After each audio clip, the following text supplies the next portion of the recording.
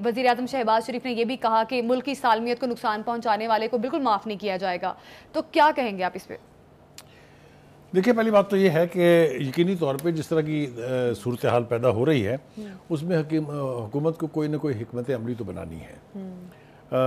बहुत सारी डेवलपमेंट जो बहुत तेज़ी के साथ हो रही हैं, हम उसका अहाता करने की कोशिश तो करते हैं, लेकिन मेरे ख्याल से हम नाज़रीन को थोड़ा सा पहले पस मंज़र बयान कर दें कि ये सब कुछ क्यों हो रहा है और किस वजह से ये नौबत यहाँ तक पहुँची है।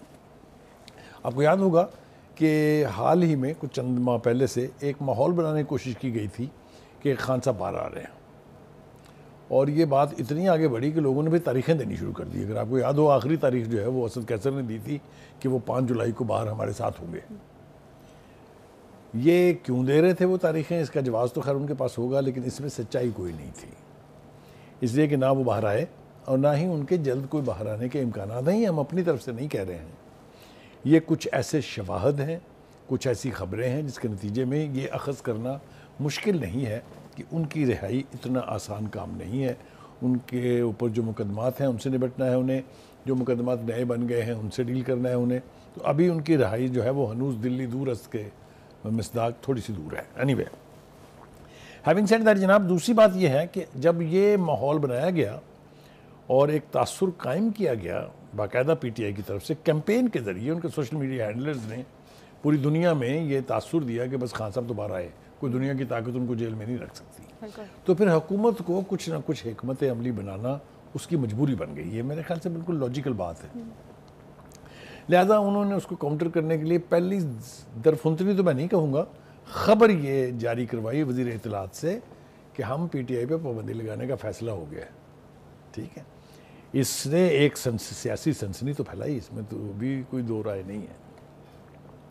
दूसरा उन्होंने ये किया कि पीक का कानून जो कंट्रोवर्शियल है लेकिन बहुत सख्त गीर कानून है, उसके तहत उन्होंने इनिशिएट किया कार्रवाई करना और रऊफ़ हसन साहब गिरफ़्तार कर लिए गए।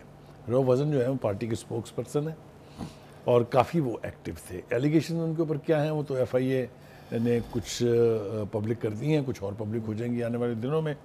उनका ख्याल ये है कि उनके अपने अकाउंट से भी और उनके ज़ेरे नज़र दीगर अकाउंट से भी जो डिजिटल दहशतगर्दी की इस्तिलाह पहले सबसे आर्मी चीफ ने, फिर उसके बाद DGI SPR ने और प्राइम मिनिस्टर ने खुद इस्तेमाल की है, उसके ज़रिए मुल्क में एक सनसनी फैलाई जा रही है। ठीक। अच्छा बुखारी साहब, ये जो गिरफ्तारियाँ की जा रही हैं, अभी हम बात कर रहे थे रऊफ़ हसन और अहमद जंजुआ को गिरफ़्तार किया गया है, गवर्नमेंट कह रही है कि हम इस्तेहकाम लाने के लिए ये तमाम तर इक़दामात कर रहे हैं, ये गिरफ्तारियाँ कर रहे हैं, तो क्या इस्तेहकाम आ जाएगा ऐसे? देखिए, गुजारिश ये है कि इस्तेहकाम लाने के 2 तरीके हैं। एक तो ये कि हुकूमत मईशत को बहुत स्ट्रॉन्ग कर ले, सियासी तौर पर हालात बहुत यानी स्ट्रॉन्ग हो, नॉर्मल हो, ना मईशत ठीक है ना ही सियासी हालात ठीक है। ठीक है, लिहाजा हुकूमत को मज़ीद अफरा तफरी फैलाने से रोकना उसकी बुनियादी ज़िम्मेदारी है। यानी आप सनसनी पैदा करके माहौल में को गरमा के अपने सियासी मकासद हल नहीं कर सकते। उसके लिए आपको सियासतदानों से बातचीत करना होगी। सियासतदानों से बातचीत करने के लिए जो बानी पीटीआई हैं वो ना कभी पहले तैयार थे, ना वो अब तैयार हैं, ना वो कभी तैयार होंगे। ठीक है जी, अब आ जाते हैं जनाब इसके ऊपर कि क्या पीटीआई एक सियासी जमात की तरह से सियासत कर रही है, तो इसका जवाब बज़ाहिर क्या हकीकी तौर पे भी नफ़ी में है, इसलिए कि वो मिलिट्री इस्टेब्लिशमेंट से बात करने की ख़्वाह भी हैं और उन्होंने तो ख़त तक लिखने का वादा भी कर लिया था कि मैं उनसे ख़त लिखूँगा, लेकिन वो सियासी जमातों के साथ बातचीत करने के लिए तैयार नहीं है। इस एतबार से अगर आप 2 बयानात जो जारी हुए हैं उसकी तरफ थोड़ा सा हम पलटें। एक तो राना सनाउल्लाह साहब ये फरमा रहे हैं कि जब 2018 के इलेक्शन के बाद उस वक्त की जो अपोजिशन थी, जिसमें जरदारी साहब थे, जिसमें शहबाज शरीफ साहब थे, उन्होंने 2 मरतबा पेशकश की उनसे कि आइए हम मिसाक जमहूरियत कर लेते हैं, हम मिसाक मईशत कर लेते हैं। और बिलावल भुट्टो जरदारी ने तो यहाँ तक कहा था कि हम एक दूसरे को साथ लेके चलते हैं ताकि मुल्क की मसाइल जो हैं उनका यानी कोई बसदबाब किया जा सके। लेकिन बानी पीटीआई ने उस ऑफ़र के ऊपर किस तरह से रिएक्ट किया था, मेरे ख्याल से उसको दोहराने की ज़रूरत नहीं है। उन्होंने उस वक्त ये कहा था कि इन सियासतदानों से, इन 2 पार्टियों से बातचीत करने से बेहतर है मैं खुदकुशी कर लूँ।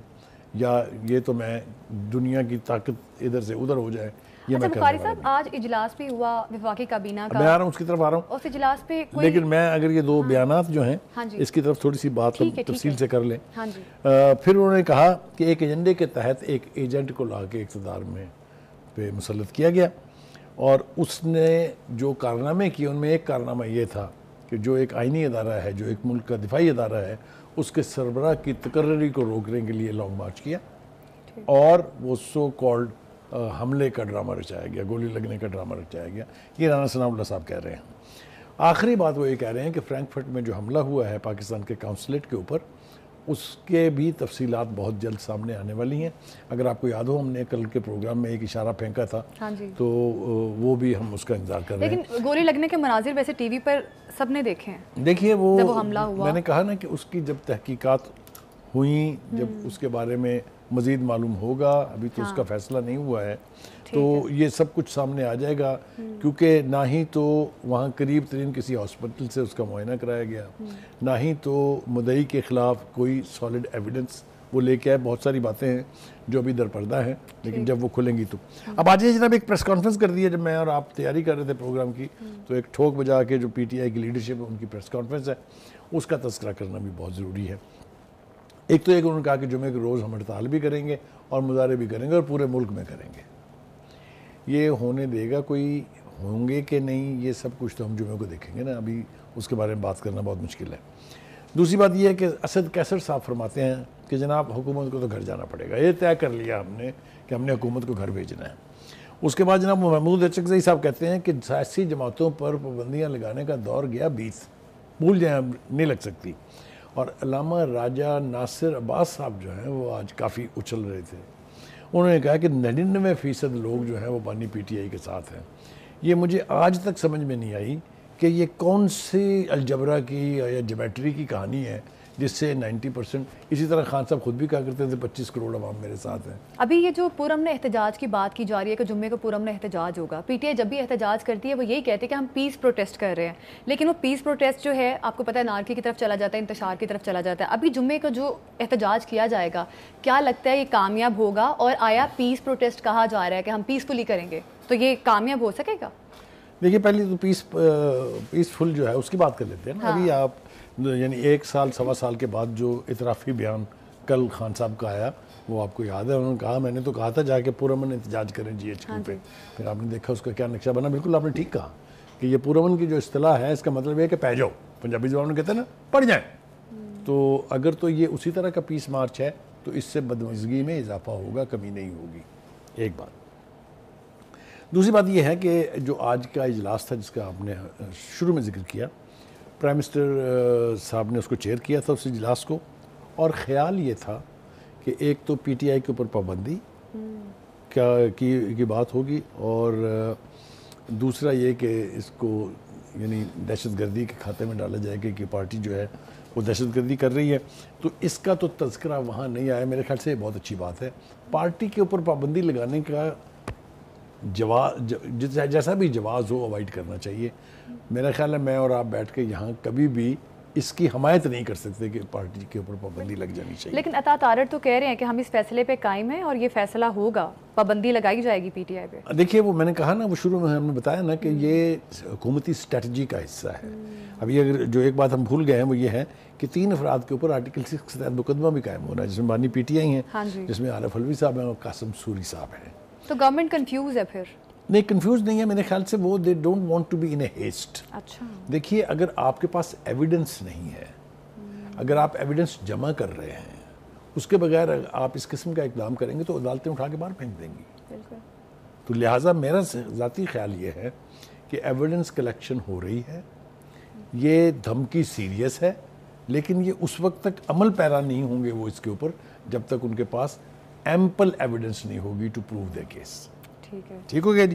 اچھا جی، اب آگے آ جائیں. کچھ اور لوگ جو ہیں وہ درفنتنیاں چھوڑنے لگے ہیں. ان میں ایک صاحب ہیں جن کا نام فواد چودھری ہے. فواد چودھری صاحب پارٹی کے بھگوڑے ہیں. پہلے بھی وہ کہیں سے اڑ کے آئے تھے. 4 پارٹیاں پہلے وہ تبدیل کر چکے تھے. 5ویں ان کی یہ تھی پی ٹی آئی. اور جب ذرا سا پریشر آیا تو جن چند لوگوں نے بھاگ کے پناہیں حاصل کی ان میں یہ ایک تھے، اور پاکستان استحکام پاکستان پارٹی میں کے اجلاس میں جا کے بیٹھ گئے تھے، منہ پہ ہاتھ رکھ کے، تصویر چھپی تھی، آپ نے بھی دیکھی ہوگی۔ ہاں جی۔ لیکن اب وہ پھر ان کے دل میں جو ہے وہ پی ٹی آئی کے بانی کا اور پی ٹی آئی کا درد جو ہے وہ نئے سرے سے اجاگر ہوا ہے، اور وہ انہوں نے without holding any office of P T I, وہ پی ٹی آئی کے مامے بنے ہوئے ہیں۔ ان کو پارٹی کے اندر کوئی ابھی اپنے ساتھ کھڑا کرنے کے لیے تیار نہیں ہے۔ ٹھیک ہو گیا جی؟ تو یہ جو کچھ بھی کہہ رہے ہیں یہ میرے خیال سے ری انٹری کی کوشش ہے، اس میں کامیاب ہوں گے کہ نہیں ہوں گے یہ ہمیں نہیں پتہ ہے۔ اب آ جائیں جناب بیرسٹر سیف صاحب۔ بیرسٹر سیف صاحب اس وقت کے پی کے حکومت کے ترجمان ہیں۔ ٹھیک ہے۔ وہ یہ فرما رہے ہیں جی کہ لاکھ پابندیاں لگائیں جناب، بانی پی ٹی آئی نہ تو ملک چھوڑیں گے اور نہ ہی کسی قسم کی ڈیل کریں گے۔ پھر وہ کہتے ہیں کہ جی پی ٹی آئی جو ہے وہ ایک نظریے کا نام ہے، اور نظریے جو ہیں ان کو قوت کے ساتھ ختم نہیں کیا جا سکتا۔ باتیں ان کی ٹھیک ہیں، لیکن اس کے لیے اپنی پارٹی کا عمل اور پارٹی کا جو ہسٹری ہے اس کو سامنے رکھ کے بات کرنی چاہیے۔ ٹھیک ہے جناب۔ خواجہ آصف بڑے پاپولر ہیں، نون لیگ کے بڑے دبنگ قسم کے وہ ترجمان ہیں، وزیر دفاع ہیں، آپ کو پتہ پوزیشن بڑی امپورٹنٹ ہے۔ اچھا بخاری صاحب، یہ جو بھی آپ پہلے بات کر رہے تھے کہ جس طرح سے بیرسٹر سیف نے کہا ہے کہ آج ہماری باری ہے، کل کو آپ لوگوں کی باری بھی آ جائے گی، تو یہ کہیں نہ کہیں یہ جو سرکل ہے یہ چل ہی رہا ہے، تو یہ ان کو یہ آگے یاد نہیں رہا ہے آ سکتی کہ جب وہ اپنی خواہش کے اوپر سیاستدانوں کو جیلوں میں پھینک رہے تھے، ان کو تب یہ یاد نہیں تھا کہ ہماری باری بھی آنی ہے، اور آئی اسی کو تو مکافات عمل کہتے ہیں نا۔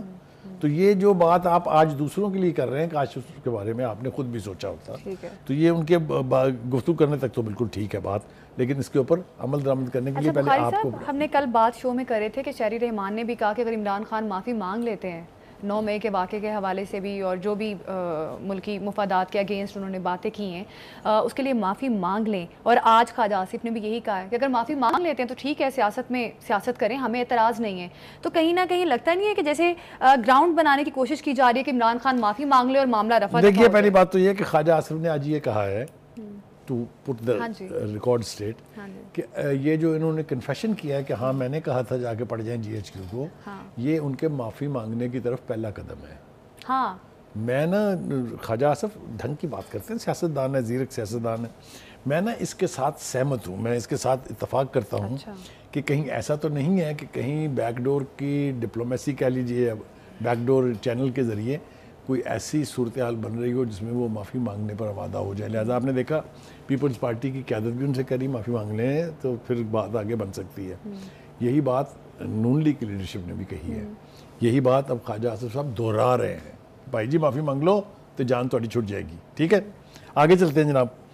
دوسری بات یہ ہے کہ انہوں نے تھوڑا سا ریکال یہ بھی کیا ہے کہ آپ بانی پی ٹی آئی جس قسم کی شخصیت ہیں، کوئی ان سے معافی منگوا سکتا ہے ویسے کہ وہ معافی مانگ لے؟ وہ تو کہتے ہیں جس نے مذاکرات کرنے ہیں ٹھیک ہے آئے جیل اور یہاں پر آ کے مذاکرات کرے، کیا اتنا آسان ہے ان سے معافی منگوانا؟ دیکھیے میں ذاتی طور پہ خان صاحب کو جانتا ہوں اور 40 برس سے جانتا ہوں، وہ ایک ضدی شخص تو ہیں، ہاں اس میں تو کوئی دو رائے نہیں ہے، لیکن سیاست میں ضد چلتی نہیں ہے۔